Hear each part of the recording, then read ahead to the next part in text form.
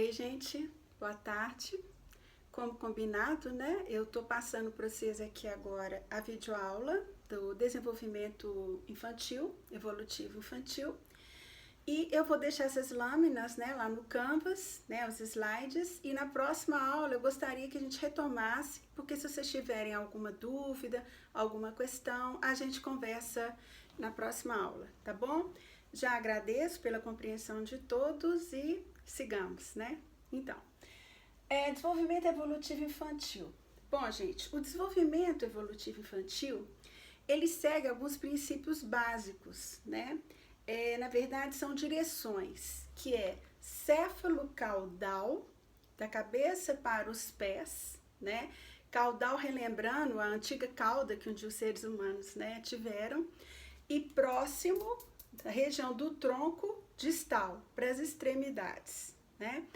Então, qualquer criança, qualquer bebê no planeta Terra, isso vem da filogenia, vai seguir esses dois sentidos, né, no seu desenvolvimento. E o interessante é que isso começa, olha, desde o útero, percebe? Olha aqui a cauda, como se fosse uma cauda antiga, tá vendo? Essa cauda, ela vai sendo absorvida e vai virando a coluna vertebral, daí ramifica, vira as perninhas, tá vendo? E os braços. Então, isso prova, né, assim, desde o útero, essa criança já tem um desenvolvimento céfalo-caudal e próximo distal. Por que isso é importante? Deixa eu colocar isso aqui mais perto para mim. Porque é o seguinte, quando vocês forem fazer uma avaliação clínica de bebês, todo mundo aqui sabe que primeiro a criança tem que então firmar o pescoço, para depois firmar o tronco, para depois ficar de gatinhos e para depois ficar em pé para poder fazer a marcha, né? Para poder caminhar. Isso, quando eu trabalhei na PAI, eu me lembro bem que quando a gente ia fazer avaliações de criança, a primeira coisa que a gente se preocupava era, já firmou o pescoço? Já firmou o tronco? Porque agora, hoje, nessa aula, vocês vão aprender que tem determinados marcos do desenvolvimento que a nossa espécie humana, ela tem que obedecer, né? Então, inicialmente, não se esqueça, o desenvolvimento é céfalo-caudal e próximo distal, tá? Bom, então nós vamos pegar de 3 em 3 meses. O primeiro trimestre, né, os primeiros 3 meses, ao nascer, o bebê, ele é totalmente dependente dos cuidados maternos, né? De todos os bebês, dos mamíferos, todo mundo sabe aqui que nossos bebês são os mais dependentes de alguém para poder cuidar, alimentar, né? Porque senão morre. Aos poucos começa a reconhecer a voz da mãe ou da pessoa responsável por ele, e principalmente a sua audição, gente, e o olfato, eles estão totalmente desenvolvidos. Olha que coisa interessante. Diferentemente da sua visão. O bebê, ele nasce com um campo visual muito restrito, para dizer assim. Só com o amadurecimento do cérebro, né, daqui da região occipital, que é responsável pela visão, né, é que esse bebê vai começar a distinguir fundo e figura, vultos. Então, no início, os bebês nascem assim, muito vendo só vultos. Com o tempo é que eles vão cada vez mais amadurecendo a visão, né? Apresenta vários reflexos chamados de primitivo, que é um deles, capacidade de sugar, fechar as mãos quando alguém encosta o dedo aqui, ó, tá? É um reflexo. Se você coloca, isso inclusive faz parte, né, do trabalho do pediatra na sala de parto, a testagem desses reflexos, né? E também tem outros reflexos, né, que é o reflexo de Moro, que é aquele susto assim, que a criança, né, aquilo ali é um reflexo, não quer dizer que ela tá doente, não quer dizer que ela tem algum problema. Vai ter problema se esse reflexo persistir depois de determinada idade, né? Por quê? Porque esses reflexos, olha só como que é interessante, é necessário que a criança nasça com eles, mas depois é necessário que a criança perca-os, tá bom? E ela usa o choro como uma forma de comunicação. Entre o segundo e o terceiro mês, o bebê já é capaz de firmar o pescoço, sorri espontaneamente, fixa e acompanha objetos à sua frente e vira a cabeça ao escutar ruídos. Então, Todo esse desenvolvimento é esperado para a criança nessa idade, tá? No primeiro trimestre. Já no segundo trimestre, que é dos 3 aos 6 meses, vamos ver a evolução desse bebê. Até os 4 meses, o bebê descobre as mãos. Então, é muito bonitinho, né? Você vê o bebê no berço, ele fica rodando as mãos, ele fica assim, observando as mãos, como se aquilo ali fosse assim, a descoberta do século, né? Começa a pegar objetos, levar à boca. Depois nós vamos ver por quê. Porque Freud fala bem, né, gente, que a região do prazer está toda na região da boca. E como o primeiro modo de entrada do mundo para ele é através da boca, né, via o leite materno, então a tendência é levar tudo à boca. Já apresenta o movimento de rolar, e é um perigo, porque se você deixa o bebê nessa idade sozinho na cama, ele pode rolar e cair, inclusive. Ele já se senta com apoio, então todo mundo aqui eu aposto que tem aquela famosa foto, né, entre almofadas. Aí a mãe coloca uma almofadinha aqui, coloca outra aqui, fica lá o bebê assim, né, sentadinho em algum lugar. Porque com 6 meses ele já é capaz de se sentar com apoio. Colocada de bruços, não só levanta a cabeça, mas como também sustenta, porque antes ele só levanta, ele não consegue firmar assim, ó, sustentar. Agora, além dele levantar, ele já firma. Então, outra foto interessante que eu aposto que vocês aí têm, porque mães são intuitivas, né? Elas tiram essas fotos nos marcos do desenvolvimento da criança. Que é aquela famosa foto que você põe o bebê de bruços na cama e ele levanta assim o pescocinho, né? Ou seja, ele já sustenta aquele movimento. Durante o banho, manifesta interesse nas coisas ao seu redor, na água, e levantada pelos braços, ele já ajuda com o corpo, tá? Ele já faz esse movimento aqui de ajuda, né? Já no terceiro trimestre, que é dos 3 aos 9 meses, ele já vai se arrastando em direção aos objetos que ele tem interesse em pegar, ele segura e transfere os objetos de uma mão para outra, vira a cabeça em direção a vozes, um objeto sonoro. Então, se você faz um chocalho aqui, ou então chama, mesmo que ele ainda não saiba que aquele som é o nome dele, ele já olha, ele já procura de onde que está vindo aquele som. Fica sentado agora já sem as almofadas, já sem apoio, emite sons e vocaliza, repetindo como forma de aprendizagem. Então, é a famosa idade do angu, né? Ele nem sabe que aquilo é angu, né? Mas ele fica vocalizando. E aí é muito legal, porque aí o ambiente começa a reforçar. Aí a mãe ou o pai, alguém que está com o bebê, fica, olha só, angu, angu. Então vai criando uma comunicação extremamente primitiva, porque você vai reforçando aquelas vocalizações do bebê, né? Um fato curioso e interessante, e as mães ficam danadas da vida, porque o bebê fala pá, pá, pá, pá, antes de mamã. E todo mundo acha que ele está falando papai antes, né, gente? Não é, porque o fonema explosivo é mais fácil do que o fonema nasalado mã.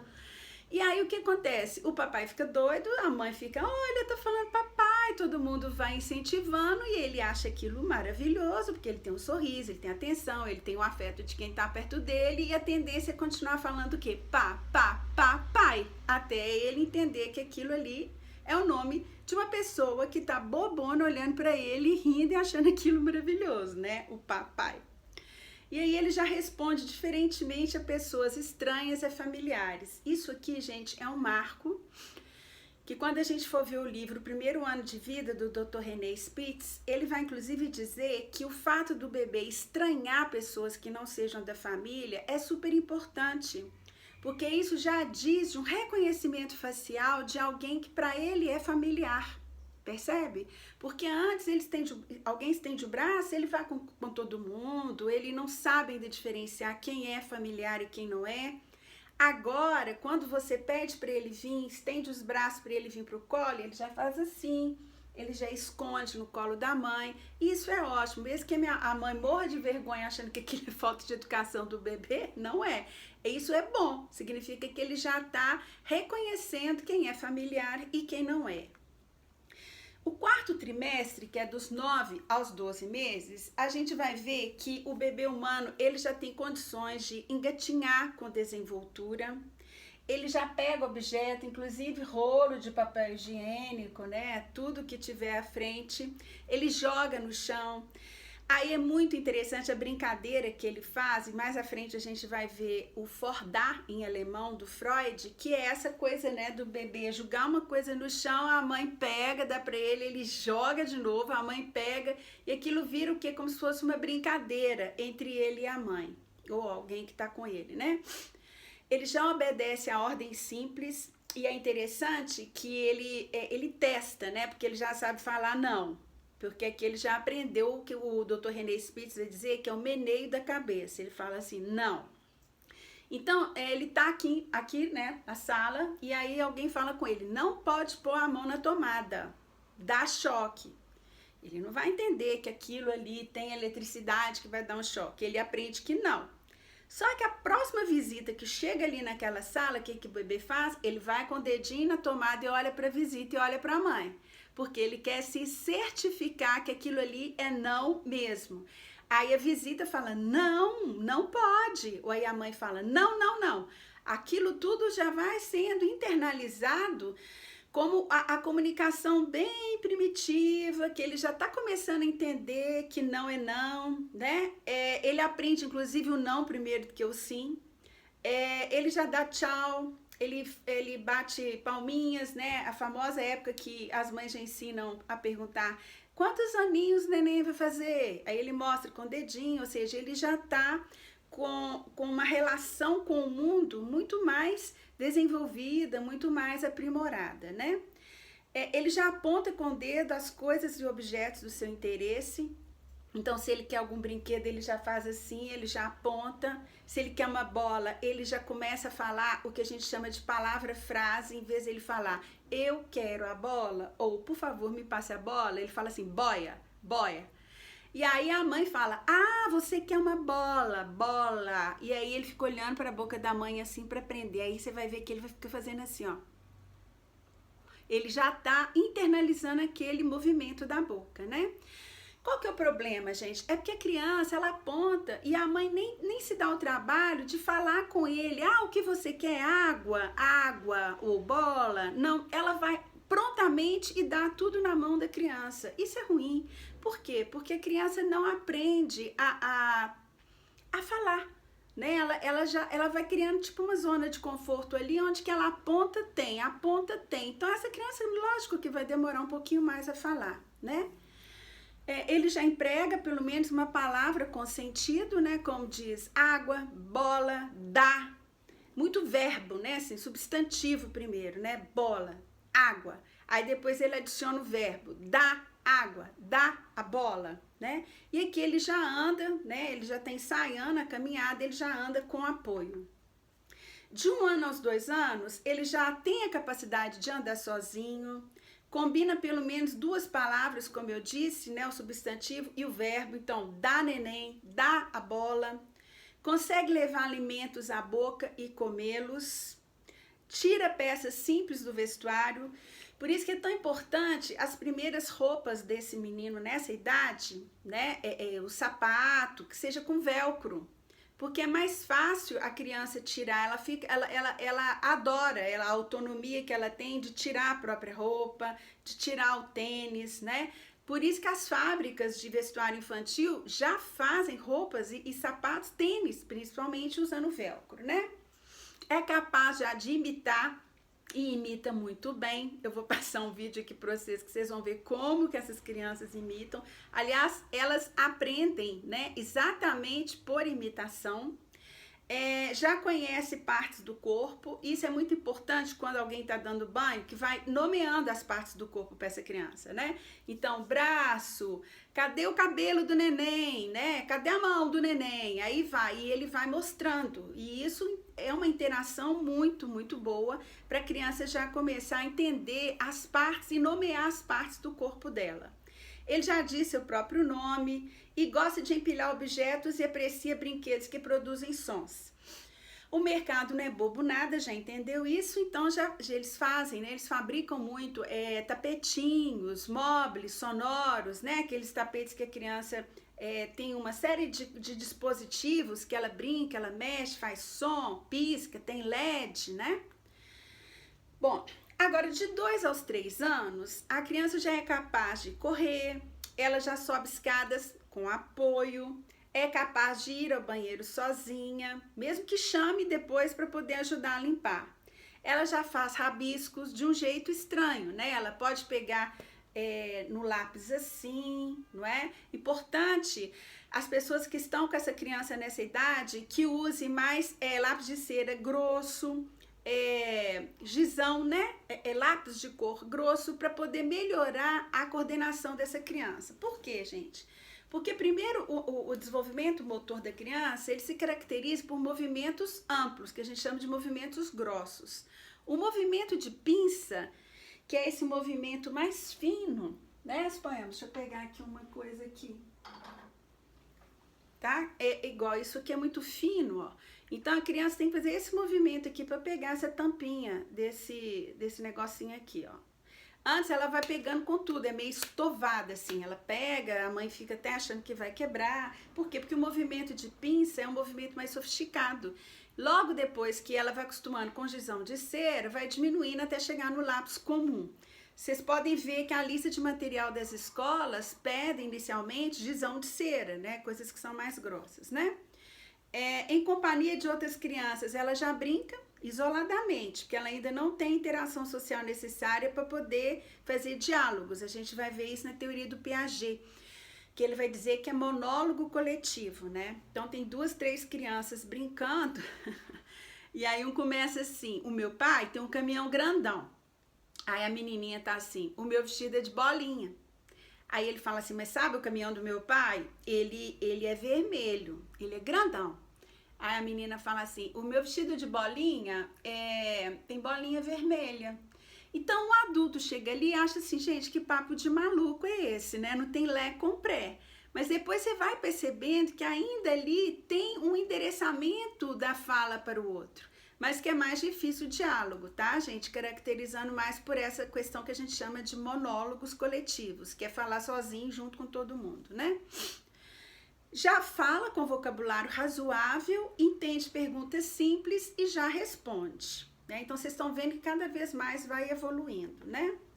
Dos 3 aos 4 anos, a criança ela já gosta de atividade motora grossa, que envolve amplidão de movimentos, os grandes músculos, né? Ela já se entretém com jogos sedentários durante períodos mais longos, porque no início você vê que a criança ela não tem paciência, ela não tem concentração, ela não tem disponibilidade para poder ficar muito tempo com um brinquedinho só. Por isso que no maternalzinho, né, nas escolas bem dos meninos pequenininhos, as professoras já sabem disso. Então as tarefas elas têm muito pouco tempo, um tempo curtinho, no máximo 20 minutos, né? Porque ele dispersa muito rapidamente. Aqui ele já fica brincando, principalmente com quebra-cabeça de peças grandes, nada de dar puzzle para menino nessa idade, tá, gente? Ele adora empilhar, fazer torre de blocos, né? Tem um material que é pedagógico muito legal que chama blocos lógicos, que são triângulos, quadrados e círculos, de vários tamanhos, de várias cores e de vários, como é que fala? Espessuras. Isso é muito importante a criança brincar com isso, porque ela vai internalizando 3 atributos, né, gente? Tamanho, cor, forma, espessura, 4 na verdade, né? Ela já se sente atraída por lápis, caneta, giz e observamos uma manipulação mais fina desse material. Então aqui tem ilustração dessa menininha já no balé.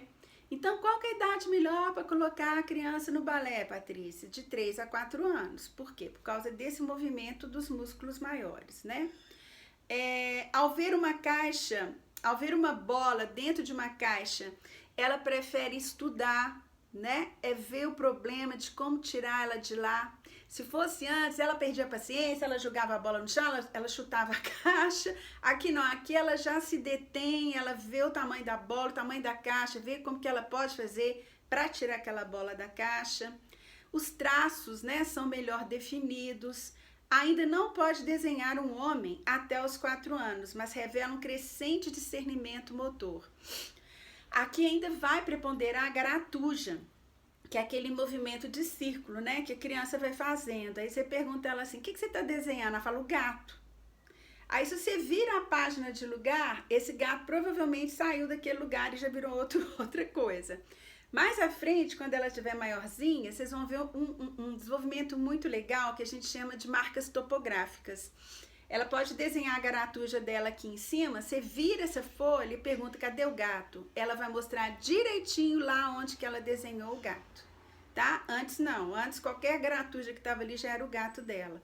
Então você vê que tem um desenvolvimento já das marcas, de que existe maior sofisticação, tá? Então nessa idade acontece um desenvolvimento muito legal.